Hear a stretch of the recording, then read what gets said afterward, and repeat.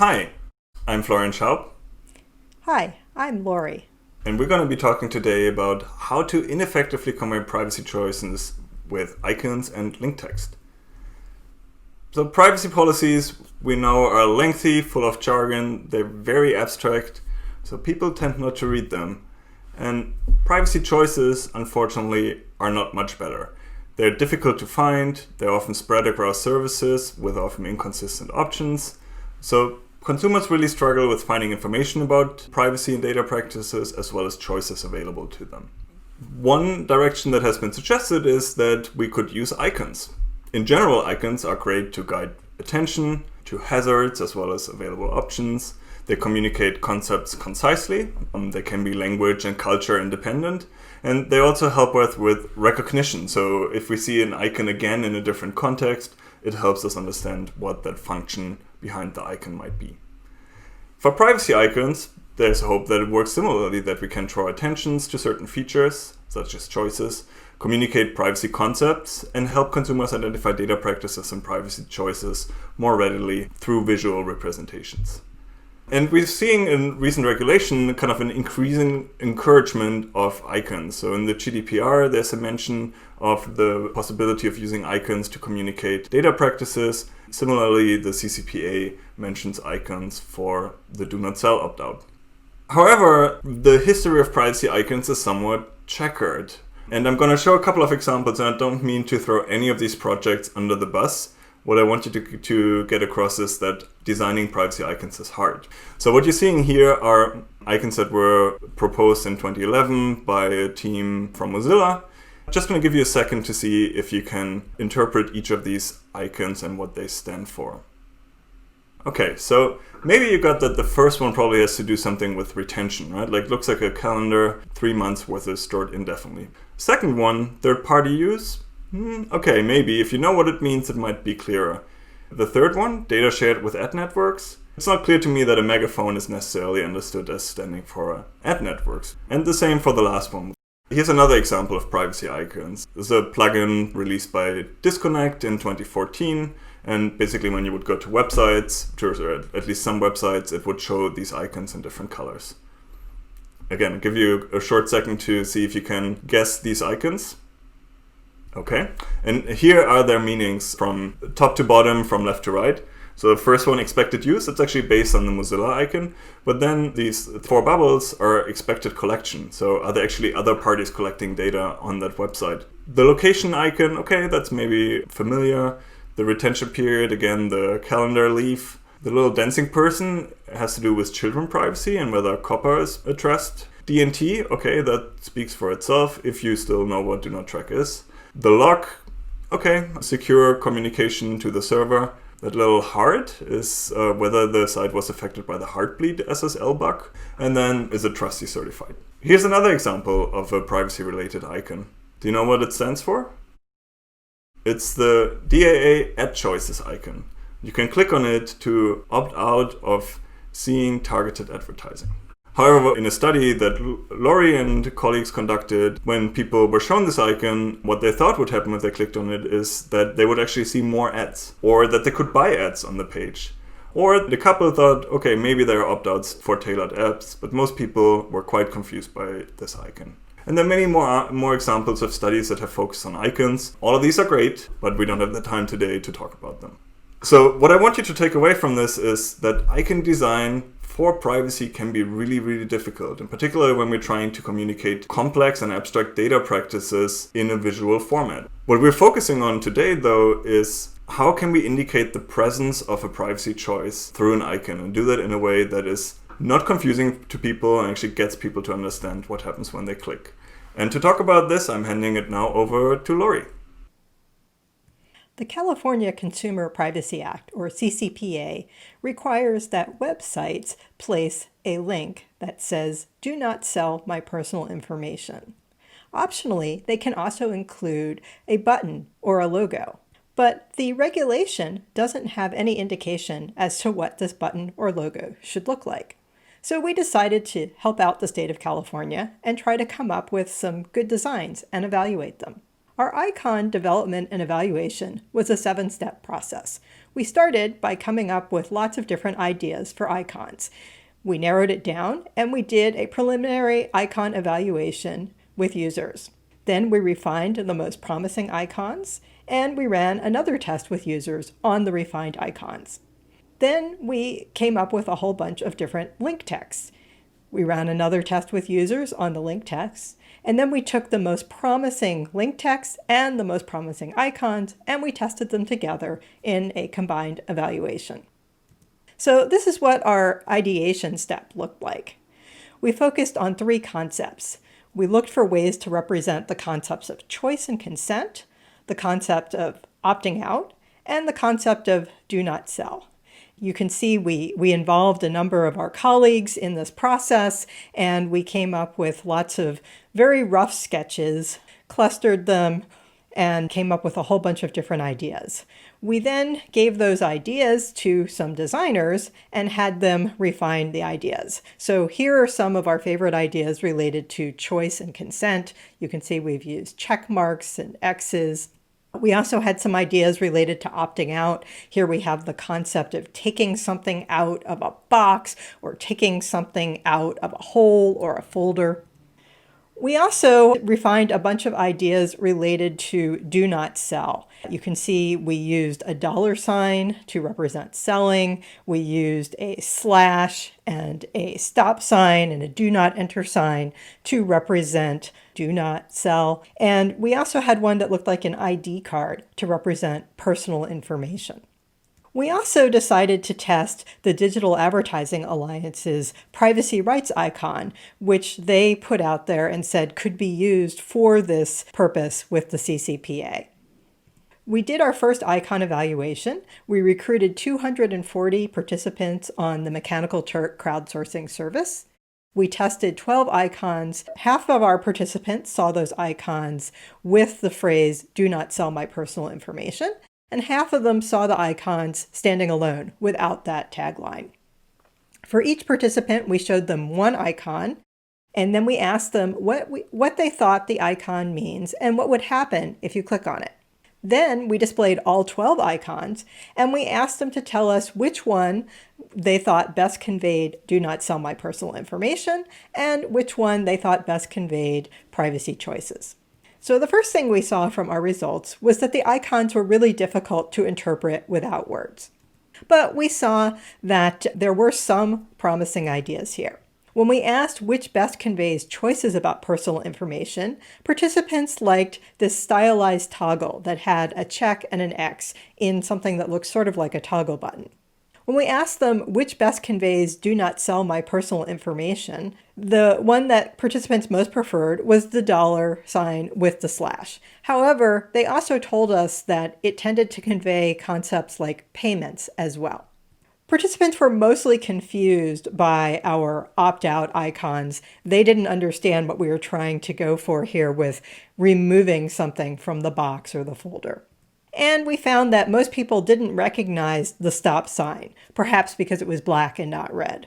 So we refined some of the most promising icons, we added color to them and made a few other small changes, and we did another evaluation. Here you can see that $sign with the slash was the one that participants thought best conveys "do not sell my personal information" again. And once again, the toggle icon, which we now colored blue, best conveys choices about the use of personal information. Participants still didn't love the $signs, and the green DAA icon was still not well recognized.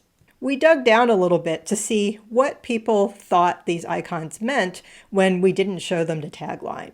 With the blue toggle icon, a lot of people were able to recognize that this had something to do with accepting or declining something, a choice. So that's what we wanted.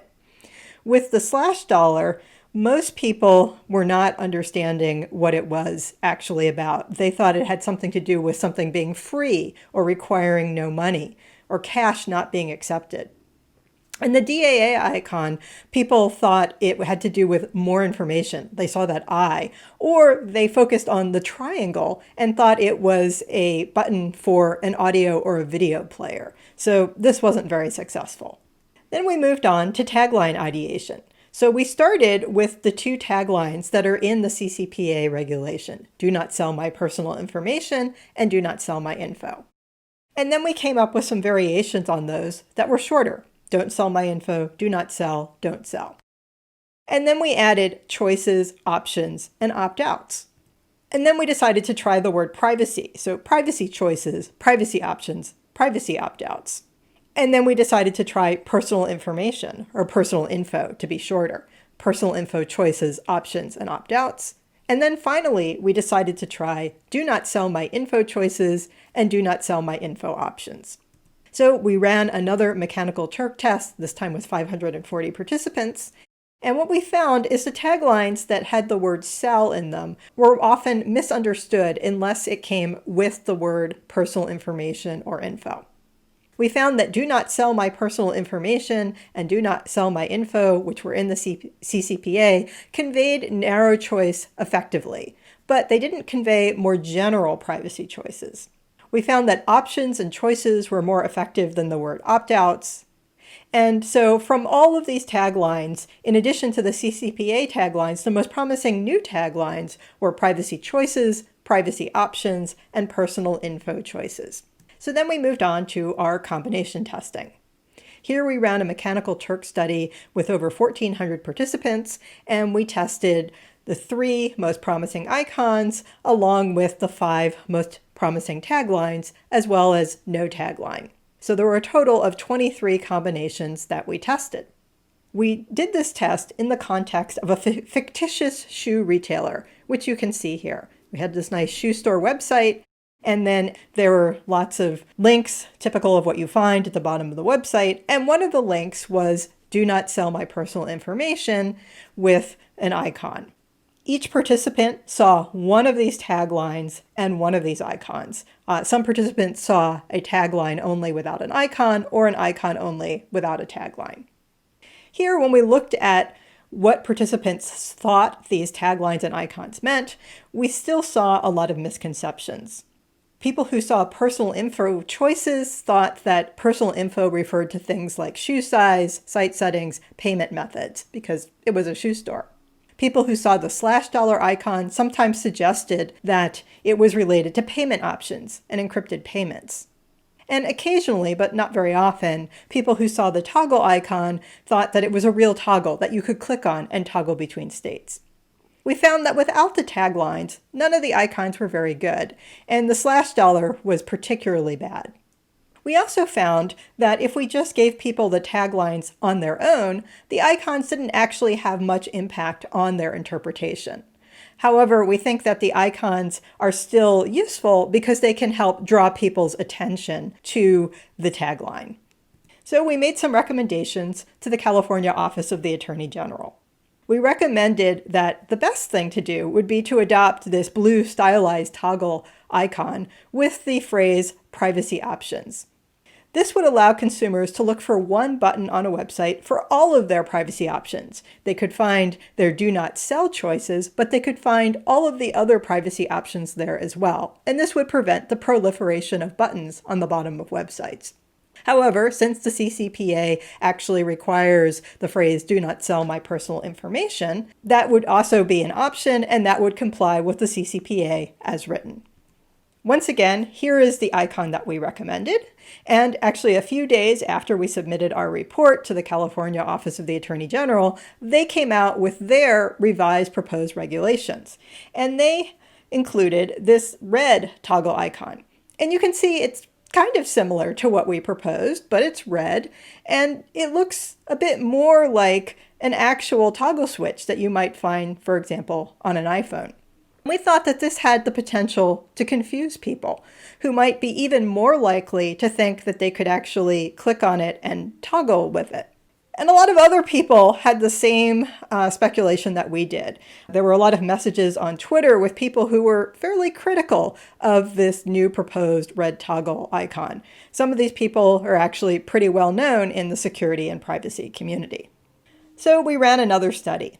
This time we tested our blue stylized toggle with the California red toggle. We also thought, well, this X in the red toggle is a little small and unbalanced. So let's try a version that has a bigger X as well. And let's see if color makes a difference. So we also tried a red version of our icon and blue versions of the California icons. So what did we find? Well, first of all, we found that there was insignificant differences between the icons with the big X and the small x. So that made basically no difference. But there was a big difference between the California icon and our stylized toggle. The California icon was much more likely to be misinterpreted as an actual toggle. Color turned out not to make very much difference. There were only small differences based on color. So from this we learn that some small changes can sometimes make a big difference, and you won't really know unless you test with users. In this case, we think the check and the X and the slash line made it clearer to users that this wasn't a real toggle, but it still suggested the concept of toggle, whereas the California icon looked too close to an actual toggle. But we had to run the study to really know that that was the case. A few days after we submitted our recommendations to the Office of the Attorney General, they came out with their final regulations in which they'd completely removed the opt-out button from the regulation. They said they will design a uniform and recognizable opt-out button and test it in the future, but that hasn't happened yet. So in the meantime, we recommend that websites go ahead and adopt our blue stylized toggle now to help direct consumers to privacy choices all in one place. Thanks, Lorrie. Now let's talk about what we should take away from this. So here's kind of our testing privacy indicators 101. I think the important takeaway should really be that you should always involve people and consumers from the start. We as experts are the worst judges in terms of what other people understand when you show them an icon. And then there are different things you might want to test. What we specifically focus on in our study is comprehension. So what does this icon mean? How is it interpreted? And expectation. What do people think happens if you click an icon? However, there are a couple of other things that also need to be tested before releasing icons in the wild. One is this icon actually noticeable? Does it draw people's attention? Also, discoverability. Where an icon is placed makes a big difference whether people can find it. And if they find it, can they recognize it and say like, oh, that's this other icon I saw in a different context. When we implement icons and choices, we also need to look for utility. Is the choice behind the icon actually useful to people? And then we also should track people's behavior and see whether they click on the icon. There are different ways how we can test. So what we did here is basically A/B testing or between subjects testing. We conducted online studies with different conditions where one person saw one particular treatment, one particular icon design that allowed us to see differences between these different icons. We can do this with online studies as we did. It's relatively fast. It's also relatively inexpensive. And there are platforms that specialize on remote user testing. You can, of course, also create your own panel or recruit users in any other way. Just think about what's easiest for you and makes the most sense in terms of your product. In addition to online studies, you also want to test in context. Create mock-ups or prototypes or actually test in real production systems to see how a specific icon or privacy choice works in context in which it will eventually be seen by consumers. So that takes us to the end of our talk, and the takeaways for you should really be, icon design is hard, but it's not impossible. The important thing is that you involve users from the beginning and do user testing before you put anything out there. What we found in our studies is that privacy choice icons work best when they were rooted in simple and familiar concept. Conveying choice was actually much, much easier than conveying privacy specifically. If you combine the icon with the link text, this can be a powerful combination to get people to correctly interpret the icon. At the same time, just because an icon has been used many, many times doesn't mean it's a good icon design. Just changing the ad choices icon color from blue to green and now calling this do not sell icon doesn't seem like a great idea according to our study findings. It's also important to recognize that privacy indicators, or these icons, are only one part of usable privacy choices. What comes after, once you click, whether people understand the form that comes then and the options that are available to them is also something that needs to be studied. And then what we're advocating for is also for standardizing privacy indicators. Doesn't seem like a very scalable approach to have every law and every regulation require its own icon. Something like our privacy options icon, and then aggregating all privacy related choices under that particular link would be much more useful to consumers in the long run. If you want to learn more about usable and useful privacy interface design, Lorrie and I wrote a chapter on this particular topic in the recently released IAPP book. Feel free to check that out. Thank you.